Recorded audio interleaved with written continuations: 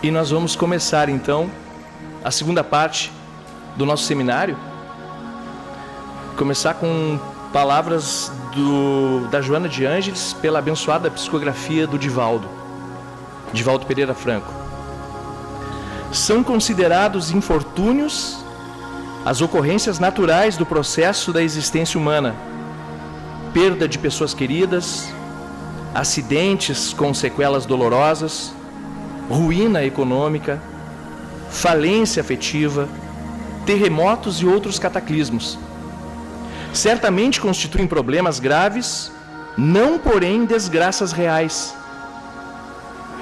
exceto para quem se deixa revolucionar pelos seus efeitos, destruindo os valores elevados da vida. Sabendo-se enfrentar esses fenômenos geradores de dissabor, deles se retiram valiosos bens que felicitam. Joana de Ângeles. Bom dia a todos. Muito obrigado pela presença bem significativa. Um sábado de manhã de sol, que a gente pode estar querendo fazer outras coisas, mas a gente quer dar alegria, alimentar o que temos no nosso interior, que na verdade é a essência do que somos, é o que nos move, as conquistas maiores, nessa passagem tão breve aqui.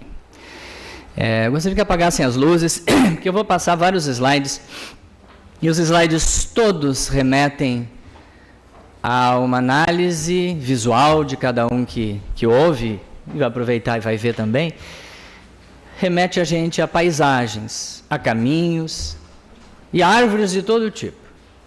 Porque na natureza humana, a árvore, ela tem um significado muito grande. Espero que assim como para a natureza, a árvore antiga, uma copa grande, tem um valor tão significativo, ela também seja para nós, humanos, que também tenha este valor. Quanto maior, mais velha, mais antiga, mais importante é. Molhar a garganta. A gente vai falar um pouquinho sobre velhice. A gente olha a plateia assim no relance, a maioria não está velho, né? Mas esse tema velhice falta ainda muito. Mas a gente começa a envelhecer do ponto de vista fisiológico, biológico, a partir do momento que nascemos. Então todos estamos em um processo de envelhecimento. Se lá pelas tantas as leis brasileiras disseram que velhice começa aos 60 anos e internacionais aos 65, isso é apenas uma determinação. Mas biologicamente começamos esse processo a partir do momento que nascemos. Ele será acelerado, retardado, melhorado, engrandecido, né? Dependendo do que nós vamos fazer, da forma com que a gente enxerga. A velhice, nessa breve exposição que eu vou trazer a vocês, ela tem primeiro uma interpretação sociológica, nada espiritual, sociológica, né? Estatística. Depois ela vai para as questões espirituais, depois ela fecha mais ainda, como numa pesquisa do Google, seleciona mais, a gente vai ver a velhice à luz do Espiritismo. O título é da velhice, a reencarnação, porque não há como nós chegarmos de novo a esta lei biológica, a reencarnação, sem passarmos por ela. Aqui nós temos imagens que mostram que cada vez mais a gente vê as gerações, né? Numa mesma família, mãe, filha, avó, neto, bisneto, cada vez mais. Gosto muito de mostrar essa foto aqui de baixo. Essa senhora era moradora de Venâncio Aires, bem próximo de vocês. Era uma paciente minha que tinha 95 anos no dia que eu bati essa foto, no dia do aniversário dela. Pessoa lúcida, espírita atuante, mãe desta, avó desta, bisa deste, tataravó deste. Então, uma família extremamente longeva, que nós temos cada vez mais esse modelo permeando as nossas famílias e no meio que a gente anda.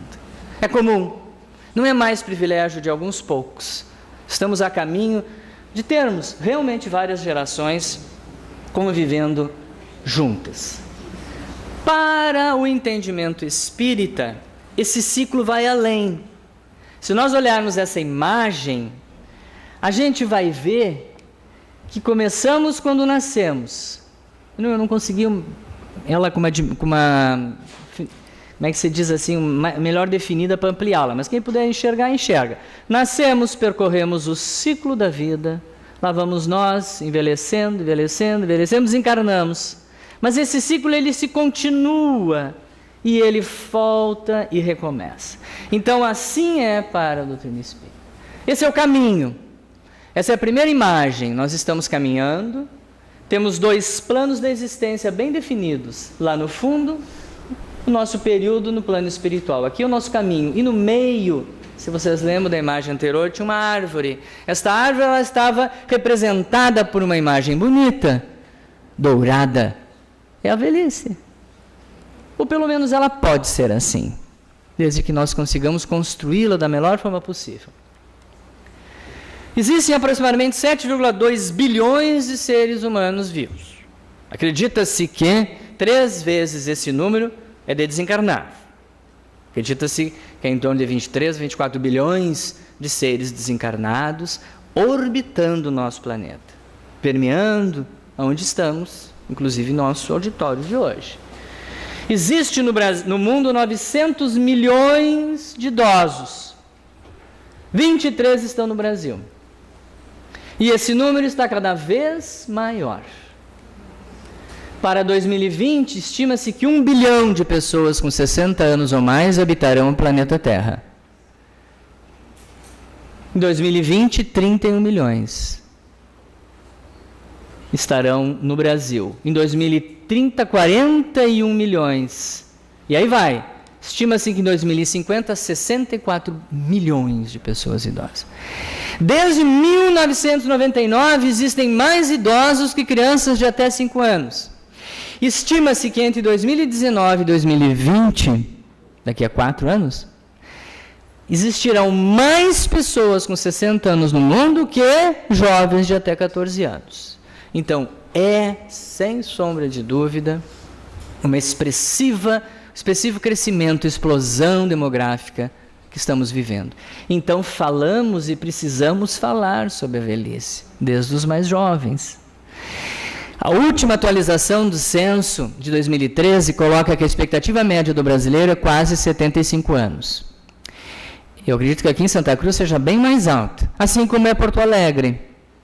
Se hoje, dia 21 de novembro de 2015, nasce a filha de um casal, menina, que nasce hoje em Porto Alegre, moradores desta família de bairros classe A ou B, nasce com uma expectativa média de viver 84 anos. Uma menina, um pouco mais, um pouco menos. Então, nós, aqui no sul do país, temos as mais altas expectativas de vida. Então, quer dizer que a maior parte de nós vai chegar aos 60 anos de idade. E ultrapassar e viver mais tempo, vocês vão ver. A pessoa que mais viveu até hoje no planeta foi uma senhora francesa que viveu 122 anos, 5 meses e 14 dias. Essa senhora, ela estava aqui, ó, muito bem, a fotinho dela, vejam vocês, bem adequada para a idade, né? Cabelinho branco, bem velhinha, não estava empalhada, mumificada, ela estava viva. Diz que com 119 anos ela brincava, corria e andava de bicicleta. Nós não vamos chegar a isso, claro, mas nós vamos ficar na média dos 80 e 80 e poucos. Essas estatísticas são recentes, elas são que valem para o Brasil, que dizem que em países desenvolvidos, ou como o nosso, 75% dos homens e quase 80% das mulheres chegarão aos 60 anos de idade. Em condições razoáveis, boas de saúde. Chegando até essa idade, se for um homem, poderá viver mais 22 anos. Se for uma mulher, poderá viver mais 22 a 24. Um homem, então, de 20. Então, se um homem chega, e aqui na sala tem homens que estão beirando 60, já chegaram, chegando relativamente bem. O que é relativamente bem? Sem uma doença grave. Uma insuficiência renal, uma insuficiência cardíaca grave, uma doença arterial coronariana grave, um câncer com prognóstico limitado, chegarão aos 80 anos. Como as mulheres vivem mais que os homens, não tem estatísticas para os homens, mas tem para as mulheres após os 80. É como se fosse essa imagem aqui dessa árvore velhinha, é uma vozinha viúva, né? Bem velhinha, típica. Ela chegou aos 80, e se ela chegou bem aos 80, ela pode viver mais 9 a 10 anos. Essas são as estatísticas que mostram que o envelhecimento é um fenômeno populacional mundial, que aos nossos pais e avós era quase um grande desafio. Hoje é regra, não é mais exceção. Eu conheci apenas minha avó paterna. Todos tinham morrido. Hoje, se nós olharmos as gerações, tem quase os 4 vivos ainda. Então, ali embaixo mostra que, em países envolvidos, 90% dos adultos aguardam a idade de se tornarem avós. A média hoje, em países envolvidos como na Europa, é 50 anos. Estão sendo avós aos 48, 50 anos, o boa parte da população. E, segundo estatísticas, 60% das pessoas têm pelo menos o pai ou a mãe vivo em casa. Então é um processo inequívoco, não há dúvida. Tá? É o que diz aqui, ó. Não há dúvida, é irreversível. Gostemos ou não, tá?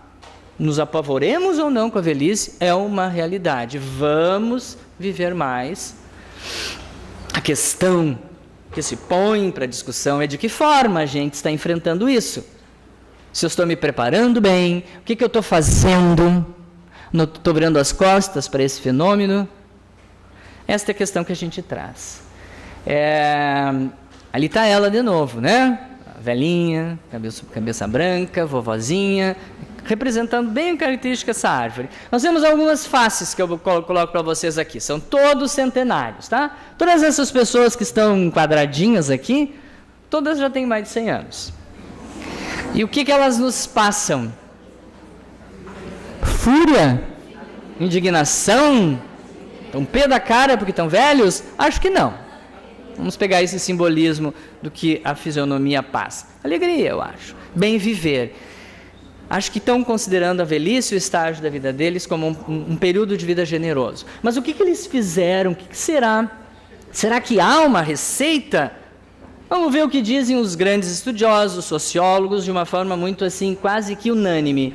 A gente não precisa de grandes ou espetaculares conquistas, tá? Eu não preciso ser linda, rica, ter nascido num ambiente sem problemas, ter tido uma vida tranquila e serena, maravilhosa, tudo deu certo, criei todos os filhos, todos foram para a universidade, não tive problema. Eu não preciso ter esse espetáculo de vida, entre aspas, para realmente achar que a velhice é bem sucedida. Segundo os estudiosos, eu não preciso de grandes ou espetaculares conquistas, eu preciso de saúde, eu preciso de independência funcional, e mais do que isso, eu preciso de um ajustamento psicológico, social e espiritual ao que muda. Ou vocês acham que a gente não vai mudar? A gente vai continuar rápido, veloz, com a memória adequada, ágil, o centro do controle econômico, financeiro, social, emocional da família? Nem sempre, a gente vai mudando.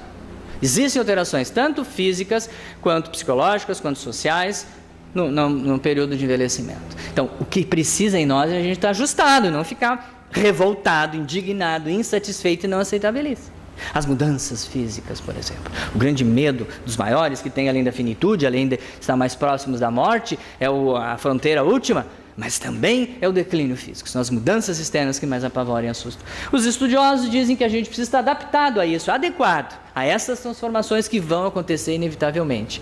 Se estivermos assim, a gente poderá saborear a velhice como um investimento, um empreendimento bem sucedido. Essa é uma das palavrinhas que eu quero que vocês cuidem, como essa linda cor azul, linda no meio de algo que não nos parece ser tão bom.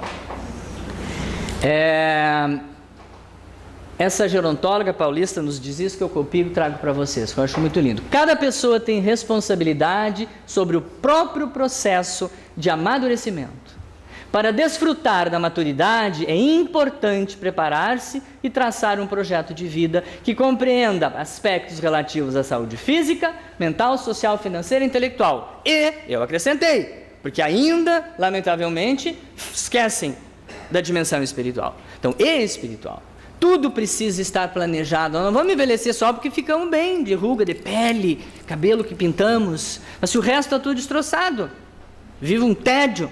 Então nós precisamos de uma construção ao longo da vida, em todas essas dimensões, física, mental, social, financeira, intelectual e espiritual, principalmente. A Organização Mundial de Saúde coloca um instrumento importantíssimo para avaliar como é que estamos no nosso bem-estar, que ela chama de qualidade de vida.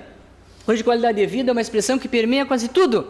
Na saúde, se vê muito. Qualidade de vida. O que pode dizer que eu tenho a qualidade de vida? Eu posso ser um idoso doente. E 99,9% dos idosos têm doenças, 3 a 4 a 5 a 6, tomam 1, 3, 4, 5, 6, 7, uma dúzia de remédios.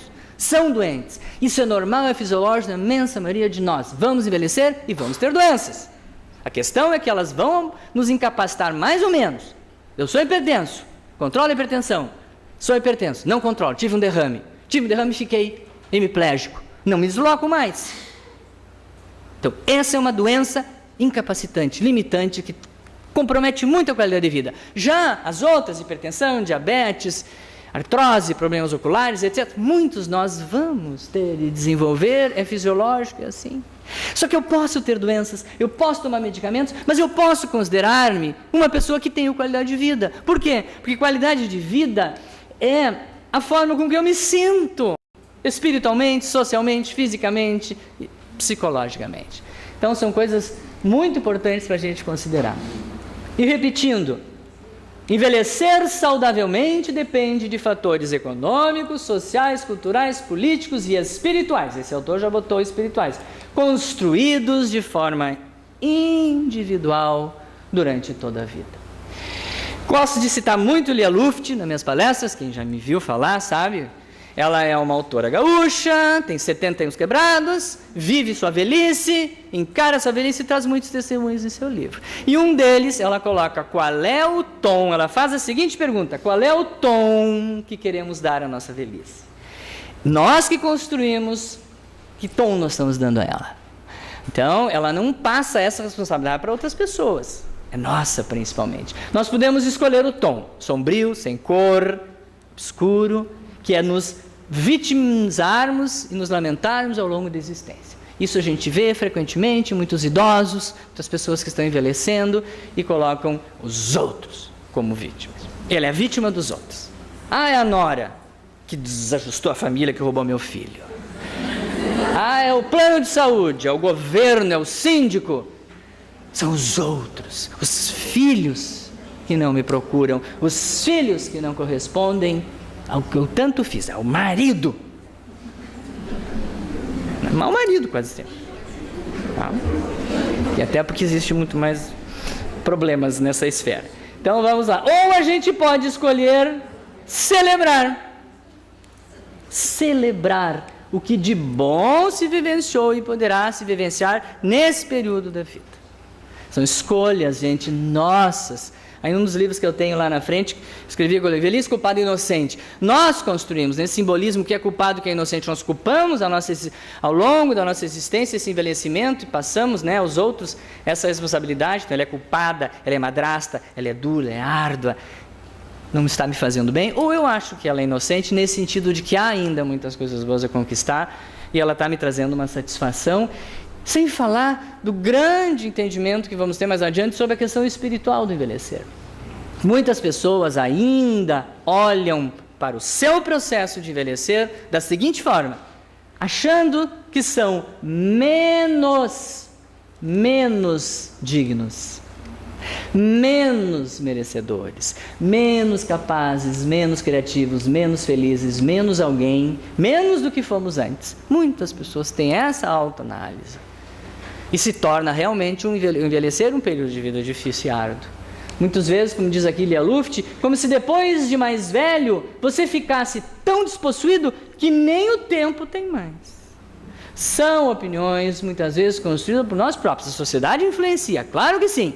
Opinião ainda que se tem da velhice na nossa sociedade brasileira é diferente de uma sociedade mais evoluída. Sabemos disso, mas muito mais é nosso. Outra pergunta que diz ela, será que não poderemos ter interesses e afetos após os 80, 90 anos?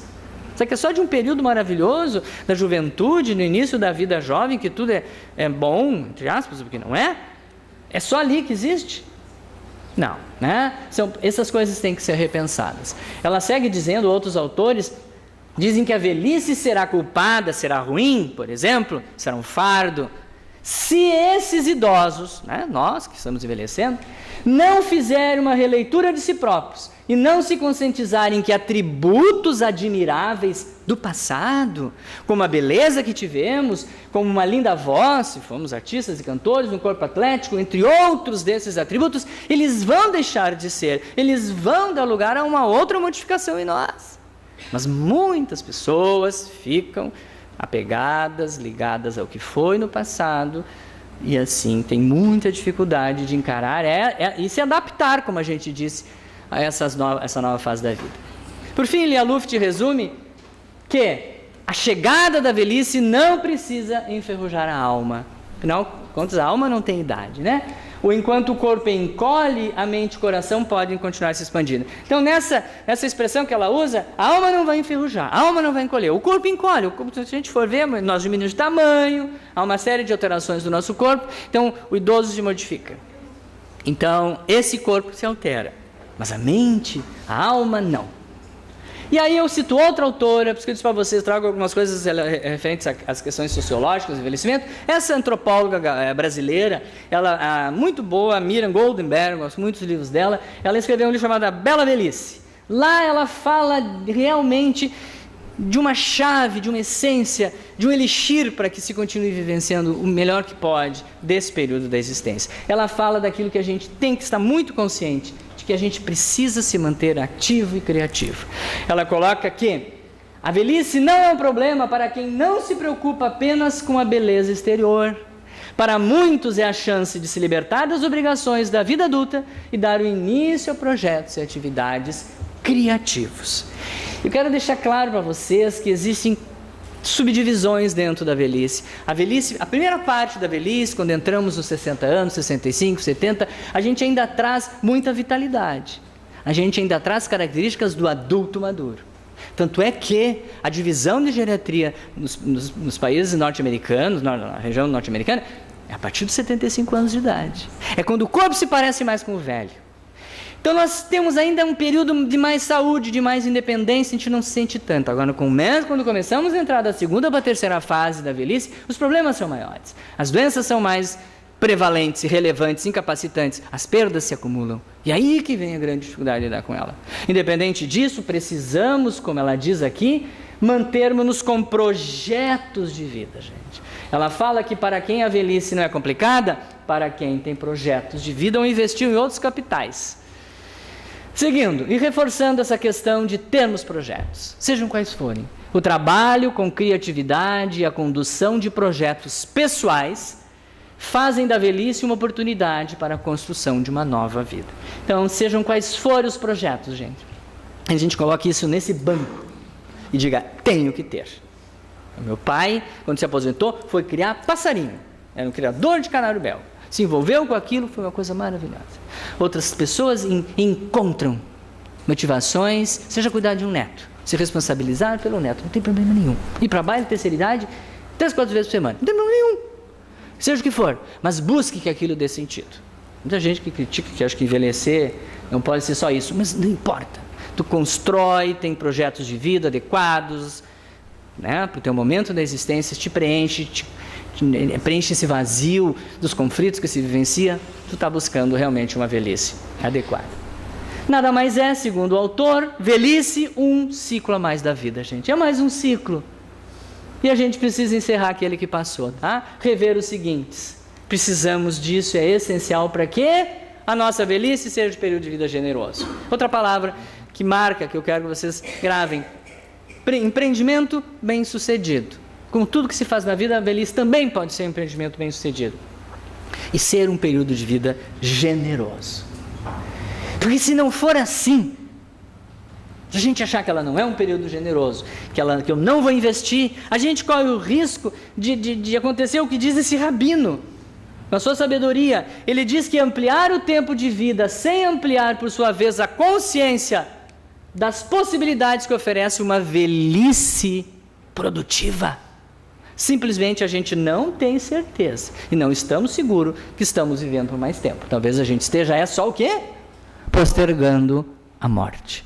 Então, muitas pessoas que não se dão conta, chegam aos 60 anos, acham que estão velhos, vestem a camiseta, o pijama de velho, de velha, e acha que realmente não há muito mais coisas boas a produzir e sofrem preconceito, e sofrem, né, essa pressão da família, da sociedade e incorporam então essa opinião, muitas vezes estão vivendo mais apenas para prolongar a morte. A gente precisa entender que há o que fazer, pode ser produtiva mesmo, apesar das doenças e das limitações. Né? Como mostram essas lindas imagens, o velhinho está ali, o idoso tem sua característica, um corpo quebrado, alterado, conforme a idade vai avançando, mas o seu espírito necessariamente envelhece. Né? Como mostra, a alma só envelhece se a gente permitir. Bom, do ponto de vista espiritual, a gente amplia isso. Se muita gente ainda fica achando que a velhice boa, que vale a pena, é tu ter envolvimento social, ter vínculos, sem sombra de dúvida, é importantíssima a manutenção de vínculos sociais. Seja quais forem. Uma vez eu estava viajando aí e vi no aeroporto, eu só contesto o time, mas tudo bem, um grupo enorme de gremistas, senhores e senhoras, bem velhinhos, tudo festejando, indo para algum lugar. Tudo representando o Grêmio, né? Podia ser do Inter, mas tudo bem, estou brincando. Então, é um grupo social, que provavelmente aquelas pessoas que estão ali estão vivendo muito bem a sua idade. E aí nós ampliamos as possibilidades que tem das pessoas se sentirem úteis, tendo essa questão social importante. São um dos principais índices de boa qualidade de vida, melhor qualidade de vida na velhice, é quem mais se socializa, quem mais tem amigos, quem mais tem vínculos. Não é o palco, não é o tema de hoje, mas quero colocar que não é só espiritualidade. Apesar de a gente estar no meio espírita, não é só espiritismo e não é só espiritualidade. É sim também, isso é importante. Então vamos adiante. O que diz essa colega nossa do meio espírita do Brasil? Ao partirmos, imaginemos também a velhice como uma viagem. Ao partirmos da estação inicial, não temos conhecimento de nosso percurso. Vamos delineando de acordo com o planejamento espiritual e com nossas escolhas aqui na Terra. Certamente que nenhum de nós atravessa o percurso sem adentrar as estações da dor, do desencanto, do inesperado. Mas é preciso continuar e solucionar mágoas, extinguir ressentimentos, resolver relacionamentos difíceis, aceitar perdas.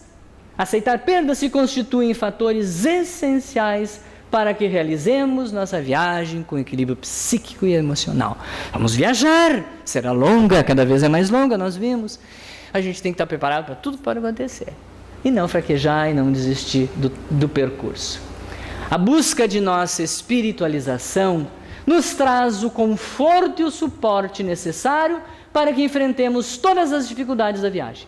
Sem ela, os fenômenos senis são mais tristes para a alma, que poderá se fixar, né, a mente nos impulsos inferiores. Então nós sabemos que assim como os vínculos, a socialização é importante, as amizades, a questão da fé, de cada um ter uma espiritualidade, ter um sentido, ter um propósito, é determinante para uma velhice generosa, bem-sucedida.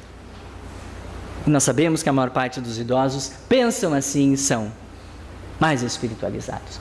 Então nesse caminho, gente, que a gente vai, espero que essa luz nos aguarde, a gente tem demandas, nós temos necessidades, precisamos de algo que nos acalente, que nos acalme, que nos traga conforto, que responda muitas das nossas dúvidas. Então todos temos necessidades espirituais para que esse nosso envelhecimento ele seja bem sucedido. Nós temos essas necessidades e a gente entende que necessidade é aquilo que falta em nós para nos trazer consolo, alívio para as nossas dores da alma. Não a necessidade de conforto, de ter uma roupa, uma casa com ar-condicionado no frio, quanto ao quente, um bom carro, plano de saúde, né, uma situação financeira que nos dê o bem-estar material. Não é isso que nós estamos falando. Esse é essencial, importante, fundamental, não há dúvida, ninguém questiona. Nós estamos falando que há também necessidades espirituais para compor e constituir a nossa vida, o nosso bem-estar, que faz parte da existência. Então aquilo que nos dá conforto, que talvez nos propicie bem-estar, é o que nós vamos buscar muitas das vezes nessa dimensão espiritual. Especificamente aqui é espírita, mas ela é da Umbanda. O Rio Grande do Sul mas tem terreiros de Umbanda.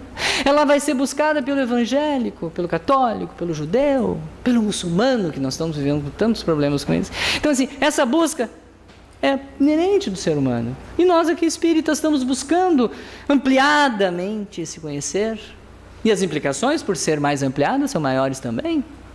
Então, espiritualidade, o que nós temos, que muitas vezes a gente chama de fé, de religiosidade, não são a mesma coisa, mas representam a mesma coisa, na verdade, elas enfocam elementos importantíssimos para nos dar vitalidade, para nos dar significado, gente. Não só quando está tudo maravilhoso, quando está tudo bem, mas especialmente quando a gente está vivendo os nossos problemas. É um sentimento muito interno, que é capaz de despertar em nós, vejam, habilidades estimulantes no cuidado de nós próprios e aos outros. E muitas das vezes a nossa fé, a nossa espiritualidade é capaz de realmente conseguir fazer com que a gente ultrapasse os sentimentos negativos que há em nós, como a rejeição, como o abandono, como a raiva, todos esses sentimentos tão ruins que fazem parte da nossa essência. A fé, a espiritualidade pode nos ajudar a isso. Ela também pode possibilitar que a gente mobilize dentro de nós forças tão poderosas que a gente muitas vezes desconhece que tem, para nos proporcionar mais saúde, mais qualidade de vida. Não é? Quantos de nós nos surpreendemos diante de dores, as mais diversas, de perdas, de doenças que nos assolam? Quantos são fortes, resilientes, superam, saem dando exemplos de coragem e superação? Então, quem tem uma fé maior, quem é mais espiritualizado, geralmente consegue melhor isso. A religiosidade, a espiritualidade, elas são uma dimensão de extrema importância, relevante em cada um de nós, especialmente quando a gente está doente. Mas elas existem em nós, elas são importantes porque elas são capazes de, como diz aqui, atenuar, gente, os agravos que o envelhecimento traz para a saúde, tanto física quanto emocional. A gente envelhece, a gente adoece, a gente traz limitações, isso é uma verdade, a maioria enfrenta isso. E se nós temos uma fé forte, propósitos fortalecidos, a gente supera melhor, enfrenta melhor e atenua. A gente não evita. Ocorre em nós um milagre e nada de grave, de ruim, prova alguma nos atinge. Não. Nós sabemos das necessidades da doença como um dos principais mecanismos de prova da nossa evolução. Então ela vem com o envelhecer também. A gente também tem que estar preparado e ver o quanto consegue aceitar e entender. E disse para vocês, e repito, que a maioria dos idosos são, a maioria dos idosos, especialmente os que estão doentes, são religiosos. E são religiosos porque usam e utilizam através da sua crença e a prática que tem para o quê? De novo, para melhor enfrentar suas doenças ou quaisquer situações que enfrentam com seus próprios filhos, com seus familiares, ou com as questões todas inerentes, à nossa sociedade de consumo. Então eles buscam especialmente um credo, e a gente acha, eu tenho muitos pacientes espíritas idosos, eu tinha uma impressão alguns anos atrás que o idoso, por vir das bases cristãs, católicas e evangélicas, ele continuaria sendo católico evangélico. Mas grande parte dos idosos também estão buscando entender melhor, ampliar um pouco mais a sua essência de vida sem dogma, e eles encontram e vão buscar no espiritismo. Porque tem muitos idosos nas casas espíritas ou em processo de envelhecimento, e tem quase todas as instituições espíritas têm dentro do departamento de assuntos da família, tem os grupos da melhor idade, da terceira idade, da boa idade, não importa, eles chamam assim. Então isso nós estamos vendo cada vez mais a importância do quê? Da espiritualidade como fator de bem-estar existencial. É isso, gente, tá? Talvez eu tenha tudo. Muitas pessoas que nós conhecemos talvez tenham muito aquilo que nós não temos. Recursos financeiros, fama, dinheiro, poder. Nem enfrentam, as doenças que a gente enfrenta. Mas não se sentem existencialmente bem, motivados, alegres, dentro da idade que estão enfrentando. Então, a espiritualidade, assim como os vínculos, como a família, como qualquer outra atividade artística, é capaz de trazer isso, é capaz de promover um bem-estar existencial. Por quê? Porque promove a esperança, promove o otimismo, a satisfação com a vida, força, coragem e fé.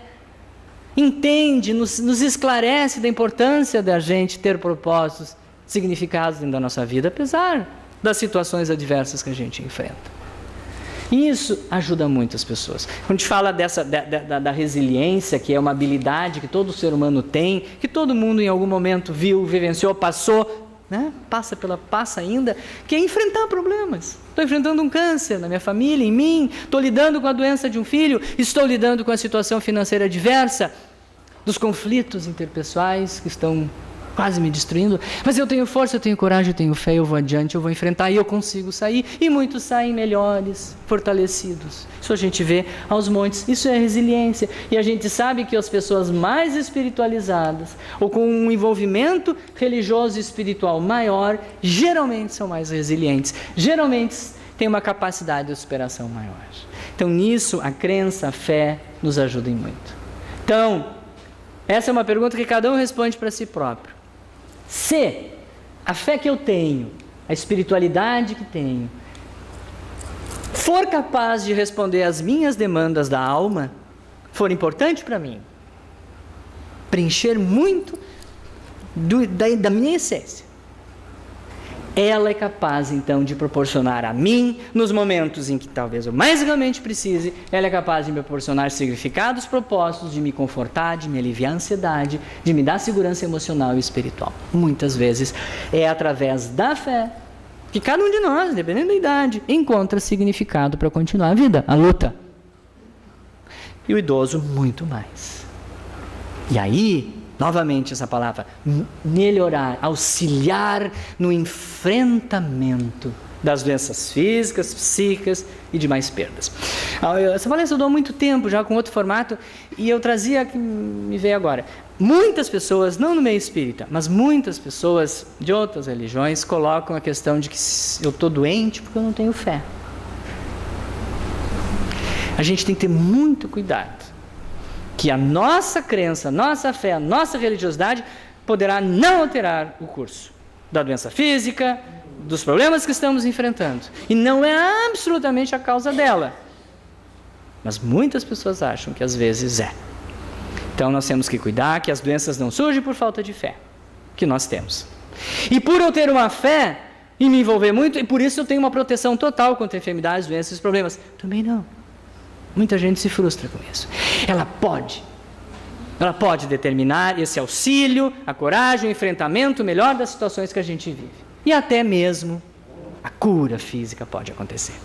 Mas muito antes da cura física se dar, é a espiritual que vem por primeiro, e a que se processa em nós.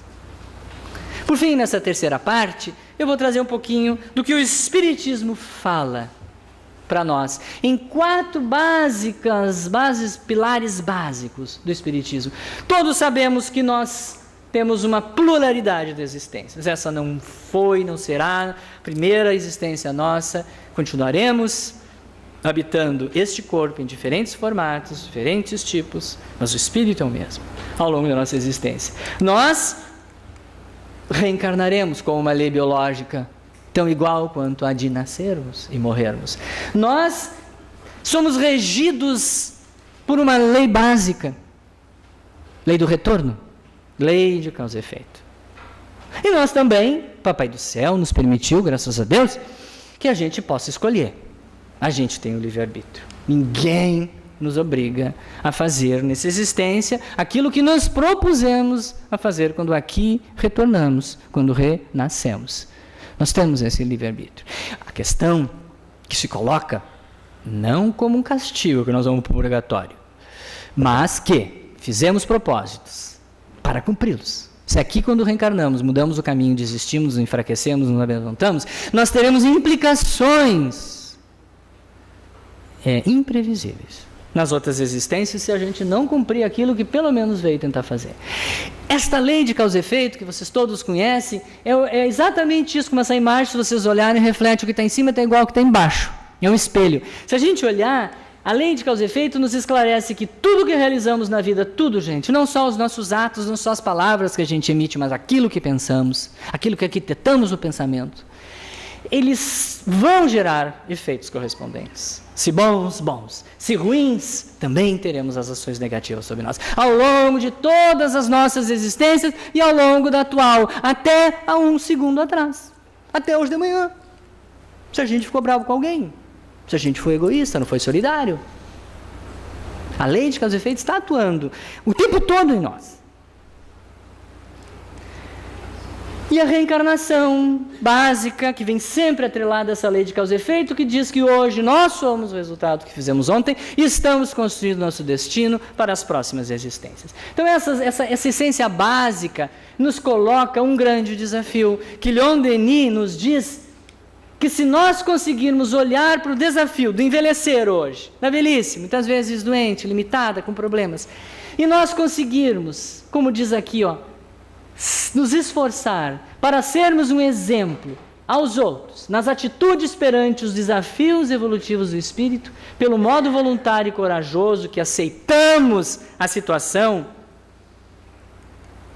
vai realmente contribuir muito na nossa evolução. A velhice hoje, eu digo, não em lugar nenhum, é um dos desafios evolutivos do espírito da maioria de todos nós. Porque se hoje nós estamos vivendo uma média de 80 e poucos anos, há 40 anos atrás, 70 anos atrás, após o final da Segunda Guerra Mundial, a expectativa média de vida no Brasil era 43 anos, no mundo 55. E eventualmente um que outro chegava aos 70, 80, mas a maciça expressiva maioria morria na meia-idade. Não experimentava a velhice longa prolongada. Hoje estamos aqui. E se nós voltarmos a reencarnações anteriores, mais ainda, desencarnávamos jovens, nem sequer talvez chegávamos aos 30 e poucos anos. Então hoje a gente está tendo essa oportunidade de viver mais tempo na matéria, também para entender isso como um desafio. Leon Denis nos coloca que nenhuma fase da vida humana é inteiramente deserdada dos dons da natureza e muito menos das bênçãos de Deus. E que na velhice a espiritualização do ser é iniciada. O pontapé inicial se dá geralmente nessa fase da vida. Ele coloca nos seus livros que a velhice é bela, é grande, é santa, tanto é verdade que ela assemelha-se à vigília prolongada, a vigília da eternidade, como uma espécie de sentinela avançada na extrema fronteira da vida. Ele desencarnou com quase 90 anos, já estava quase cego, enfrentou as doenças, enfrentou as limitações da idade. Chico Xavier envelheceu com uma série de doenças. As pessoas enfrentam suas enfermidades que fazem parte da velhice e não por isso a tornam um período de vida que não querem nem sequer imaginar que tenham que passar. Então todos enfrentarão. Mas ela tem um significado muito grande dentro dessa evolução que estamos passando no nosso planeta moral. E verdadeiramente, segundo ali, será pela idade da espiritualidade que transcenderemos. Por isso é bom que saibamos, e que eu repito a vocês, que essa deve ser, para a maioria das pessoas nesse nosso orbe, a primeira experiência de reencarnação, a primeira experiência da velhice nas diversas encarnações pelas quais a gente passou. Por quê? Tem porquês. Um deles é porque a gente precisa ficar mais tempo aqui na carne, na matéria, para a depuração, para o aprendizado. O orbe está passando, nosso planeta Terra está passando por uma série de transformações sociais, culturais, científicas, ambientais, espirituais, de todo tipo, especialmente morais. Nesse período em que o planeta Terra está mudando de nível, passando a uma fase mais evoluída, nós estamos também inseridos dentro dele. Por quê? Por que estamos vivendo mais? Estamos vivendo mais para esses aprendizados necessários ao espírito. A vivência corajosa, vejam vocês, não é aquela vivência que tu não se mata porque tu tem medo e tu não faz isso porque é pecado. Tu não faz isso porque tu sabe que tu vai nunca mais sair lá do umbral. Mas também vive o teu suicídio indireto, como a gente diz. Mas a vivência corajosa e dignificante da velhice, nesses tempos de transição moral do planeta, é um desafio evolutivo intransferível. Os frutos da próxima encarnação, por isso o título da velhice é a reencarnação, também estão sendo plantados durante essa fase da vida. Então, se a gente ainda acha que tudo que a gente tinha que fazer, a gente fez até os 50 e poucos, depois quando começa a envelhecer, começa a ter ruga, ter problema auditivo, tem que pôr óculos, tem que ir no médico, tem que isso, aquilo, vai se envelhecer, o corpo mudar, aí também cresce demais a importância da gente continuar dignamente, corajosamente, os desafios que ela nos coloca. Antes de retornarmos para as novas vivências na matéria densa, nós vamos voltar, né? Não foi, não é? Essa não é a nossa última, tá? Podem ter toda certeza. O nosso saldo ainda é muito vermelho, mas a gente vai ter que voltar. A matéria densa. Adentraremos na dimensão espiritual conscientes do esforço que demandamos na edificação dos valores espirituais mais nobres. A gente vai entrar num período antes de voltar à matéria. E lá a gente já entra sabendo de tudo que fez, deixou de fazer, do medo que teve de enfrentar a velhice, da forma nada digna que lidou com ela, ou o contrário. E são importantíssimas, gente, para que vão ser determinantes para o nosso retorno. E sem sombra de dúvida, para a nossa paz, a nossa rápida recuperação, quando estivermos na erraticidade. Essa compreensão das várias vidas da alma, à luz da doutrina espírita, vejam, poderá contribuir para que esse espírito se mantenha lúcido, ativo e entusiasmado com os desafios e os propósitos que essa fase da vida requer. A gente pode, sim, entendendo pelas lentes ampliadas do Espiritismo, que esta é uma fase importante da vida de cada um. E se eu conseguir manter-me digno, corajoso, ativo, entusiasmado, quem sabe, com os propósitos desta etapa, com certeza, gente, eu estarei dando saltos imensos na evolução moral do meu ser. Porque, na verdade, a gente não veio aqui compulsoriamente, na imensa maioria de nós, obrigados a voltar. Nós estamos aqui por um convite amoroso feito pelo Criador para que a gente exercite os valores imortais do Espírito. Ninguém reencarnou a se vingar da vizinha desgraçada que roubou meu marido, como objetivo único da vida. A gente vem para nobres e elevadas intenções, pessoal. Tá? Para exercitar os valores imortais do Espírito. E aqui estamos aqui temos vários. Lá estamos nós, velhinhos, em cima de uma linda montanha, iluminados. Nós vamos exercitar na velhice, quem sabe, teremos mais tempo de exercitar a benevolência. A gente não exercitou. Quem sabe a aceitação, a tolerância, a paciência, o desapego, né? Meu Deus, como a gente precisa desapegar. Não vamos levar nada. Caridade, fé, bondade, especialmente perdão. Talvez seja o mais difícil, que mais nos compromete. Hoje à tarde eu vou falar no final sobre a família. Eu vou trazer sobre a questão exatamente sobre a questão crucial, muitas vezes, dos desavenças, dos conflitos familiares, que é o perdão. Então a gente tem mais tempo, quem sabe, vivendo aqui no corpo, para poder perdoar, entender melhor as pessoas que magoou, entender a vida como um livro todo, né? Como diz aqui, ó, especialmente na velhice dolorosa. Esta é mais difícil. Raul Teixeira coloca que muitas vezes a velhice dolorosa é a tarefa prisional que nos traz aqui. É uma prova e temos que passar por ela. Leon Denis coloca que é uma prova necessária para que a alma, antes de deixar seu invólucro, adquira a madureza, o critério, a clarividência das coisas que serão o remate de sua carreira terrestre. Por isso, quando amaldiçoamos as horas aparentemente estéreis e desoladas da velhice enferma, solitária, desconhecemos um dos maiores benefícios que a natureza nos proporciona. Esquecemos que a velhice dolorosa é o cadinho onde se completam as purificações, nos diz Leon Denis. Mesmo dolorosa, mesmo sofrida. E segue ainda dizendo que há, então, na velhice resignada, corajosa, coloco eu aqui, mais grandeza e mais serena beleza que no brilho da mocidade, no vigor da idade madura, que não foram corajosas, dignas e elevadas. Sob a ação do tempo, o que há de profundo e de imutável em nós desprende-se, e a fonte dos velhos aureola-se de claridades do além. Voltamos ao nosso caminho, que vimos lá no início. O que será que essa viagem espera de nós? A essa pergunta, cada um terá sua resposta muito particular. Mas certamente ela espera que sejamos produtivos até o fim. Independentemente das limitações físicas, vejam, pois se os impedimentos estão presentes na nossa produção material, se nós temos doenças que nos impedem, eles não existem para a vivência do amor, do perdão e da fraternidade universal. Mesmo em cima de uma cama, mesmo doente, nós podemos exercitar a fraternidade universal e o amor e o perdão. Porque, na verdade, a gente vem, nesta vida, viver a velhice, olhar para dentro de si, olhar para o todo e completar a existência. Ela não vai terminar aos 50 anos quando, não, agora eu não quero mais. Temos um projeto, planejamento, e cada um de nós está cada vez mais implicado na vivência do envelhecimento. Concluindo, o envelhecimento é necessário para muitos de nós. Pois, se chegamos até a velhice, é porque ainda temos o que experienciar, o que resgatar, o que vivenciar. Provavelmente o tempo de realizar nossas tarefas edificantes ainda não findou, gente.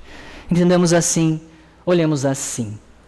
Eu quero encerrar com dois poemas ou duas mensagens ao som de uma musiquinha.